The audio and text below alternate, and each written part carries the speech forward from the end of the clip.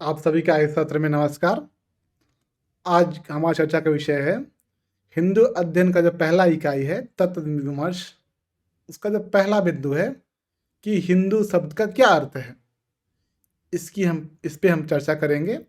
ऐतिहासिक रूप से इसका अर्थ क्या है, भौगोलिक रूप से इसका अर्थ क्या है और जीवन दृष्टि के दृष्टि से इसका अर्थ क्या है।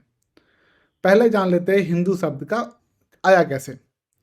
तो संस्कृत में एक शब्द है सिंधु, वो जो इंडस रिवर है हमारा, उसको डिनोट करती है। मतलब संस्कृत में इंदस को सिंधु कहा गया है।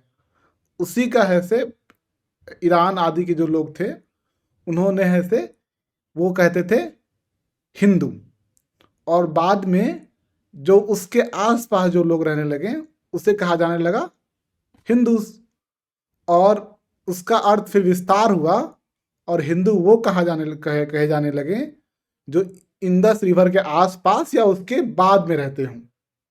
तो हमने जाना कि हिंदू का जो सामान्यतया जो जियोग्राफिकली अर्थ है, जो आपको एग्जाम में लिखना है या उत्तर देना है, वो ये है कि हिंदू वो है जो इंदस के इस साइड रहता हो, इंदस के पार रहता हो।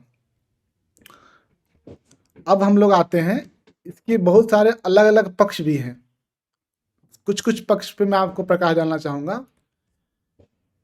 हिंदू जो राजवंश हुए हैं वो भारत में तो है ही, उसके अलग अलग क्षेत्र में भी रहे हैं। जैसे कि कंबोडिया है, इंडोनेशिया है, सुमात्रा आदि में रहे हैं, कोलालमपुर है, इस सारे जो एरियाज हैं उनमें रहे हैं।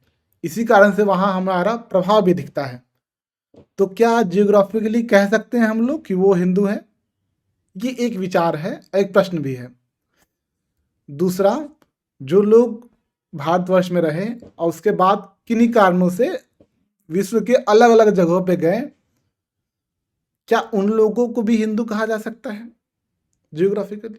वहाँ रहने वाले लोगों को, ऐसे लोगों को जो यहाँ से गए हों, वैसे लोगों को कहा जा सकता है क्या? तो ये दो प्रश्न हैं और दो अलग अलग मत भी हैं। लेकिन जो सामान्य मत ये है कि हिंदू वो हैं जो इंडस रिवर के पार रहते थे या उसके आसपास रहते थे। चलिए, अब आते हैं हम लोग हिंदू का जो ऐतिहासिक रूप से जो अर्थ है, जो अर्थ अलग अलग समय काल में विस्तृत हुआ है, कहीं संकुचन हुआ है, उस पे जानते हैं। वर्तमान में क्या अर्थ है हिंदू का? दुर्भाग्यपूर्ण रूप से कहना है कि हिंदू का जो वर्तमान में अर्थ है वो है, जो सबसे प्रसिद्ध है, वो है कि लोग कहते हैं हिंदू एक रिलीजन है। लेकिन ये शब्द शायद अर्थ सही नहीं है। आइए इस पर चर्चा करते हैं हम लोग। पहले हमने देखा कि जो वैदिक एज है, यानी कि 500 ईसा पूर्व से पहले आते हैं हम लोग, तो सभी जो भारतवर्ष में लोग थे उन्हें हम लोग हिंदू कह सकते हैं। उसके बाद उन्हीं लोगों में है से बहुत सारे स्कूल ऑफ थॉट उत्पन्न हुए। उसमें से एक प्रमुख रूप में बौद्ध धर्म हुआ, जिसको बौद्ध रिलीजन कहते हैं हम लोग। फिर ऐसे एक स्कूल ऑफ थॉट जैन हुआ। तो बौद्ध और जैन आज ऐसे हम लोग अलग कहते हैं, क्या उसे अलग कहा जा सकता है?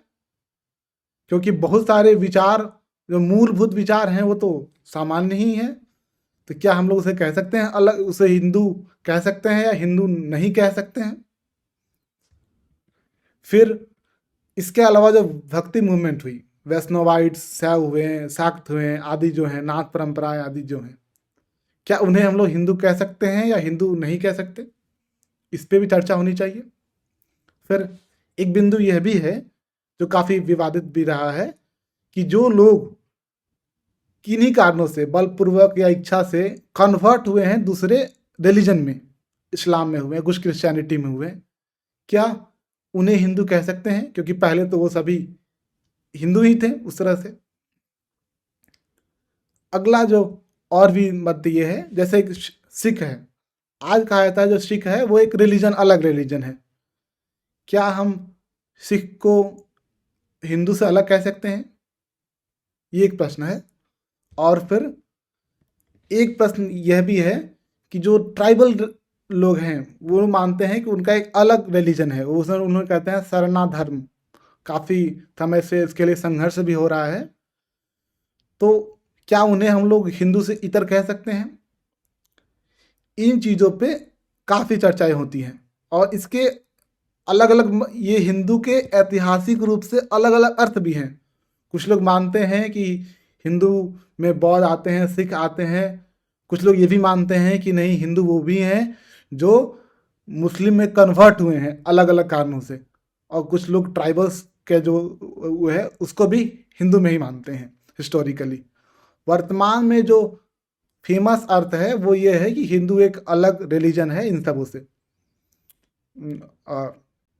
कॉन्स्टिट्यूशन देखते हैं हमारा क्या कहता है। कॉन्स्टिट्यूशन बहुत जगहों पे हिंदू शब्द का प्रयोग, जो हिंदू रिलीजन जो आज कहते हैं हम लोग तथाकथित, जैन, बौद्ध और सिख, इन चारों के लिए प्रयोग किया है काफ़ी जगहों पे। और एक जगह तो मैंने ये पे भी पढ़ा है कि हिंदू का जब चर्चा होने लगी कि इसको व्याख्या कैसे की जाए, तो उन्होंने कहा कि हिंदू वो है जो यहाँ उसका विचार उद्भव हुआ हो, परंतु और वो ऐसे ना क्रिश्चियन हो, न इस्लाम हो और न पारसी हो, उसे हिंदू कहेंगे। तो हिस्टोरिकली आप अर्थ देख सकते हैं कितने सारे हैं। एक अर्थ जो है से जो ज़्यादा व्यापक और ज़्यादा सही अर्थ प्रयोग होता है वो है हिंदू एक वो है हिंदू एक जीवन जीने की कला है, एक जीव उसका जो जीवन दृष्टि एस्पेक्ट्स है, अ वे ऑफ लाइफ। हिंदू क्या है? तो अ वे ऑफ लाइफ है। यानी कि कुछ कुछ मूलभूत फीचर्स हैं जो सारे हिंदुओं में दिखते हैं, चाहे वह बौद्ध हो या जैन हो या अलग अलग जितने भी स्कूल ऑफ थॉट हो, सब में वो चीज़ दिखती है। हम यहाँ चर्चा करते हैं उन संक्षिप्त में उन फीचर्स की। एक तो है कि धर्म, अर्थ, काम, मोक्ष का लगभग सभी स्कूल ऑफ थॉट में अलग अलग रूपों में दिखता है। वहाँ पे मोक्ष को है से हाईएस्ट गोल माना जाता है और सभी अपने अपने तरीके से अलग अलग मार्ग बताते हैं उसे प्राप्त करने के लिए। कहीं कहीं मोक्ष का अलग अलग रूप में व्याख्या भी मिलती, नाम भी मिलता है। फिर जो दूसरा बहुत सबसे इम्पोर्टेंट कंपोनेंट है वो है धर्म। धर्म पे पुरुषार्थ दृष्टि भी आ सकता है और धर्म को एक बहुत विशेष रूप से महत्व दिया जाता है। धर्म का स्वरूप क्या है इस पे हम लोग अगले यूनिट में चर्चा करेंगे। हमारे पास यूनिट एक है विशेष धर्म पे चर्चा करने के लिए।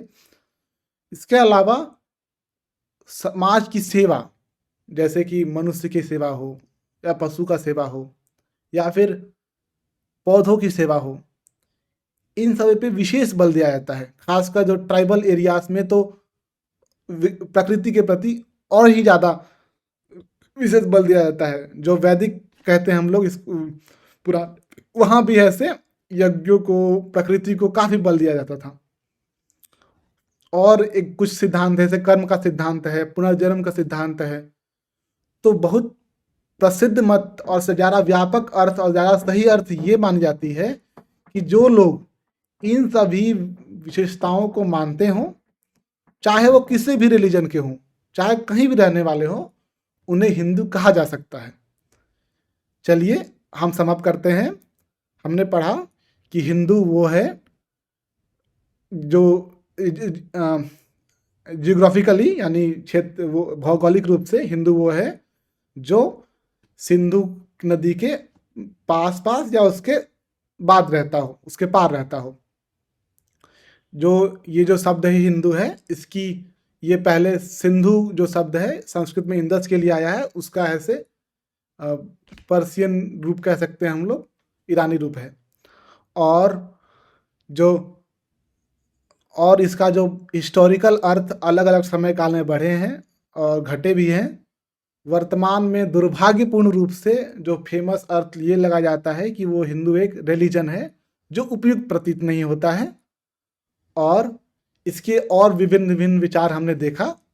और तीसरा जो अर्थ ये है कि हिंदू एक वे ऑफ लाइफ है, ये ज़्यादा व्यापक और बेहतर अर्थ प्रस्तुत करता है। चलिए एक होमवर्क भी देते हैं आपको।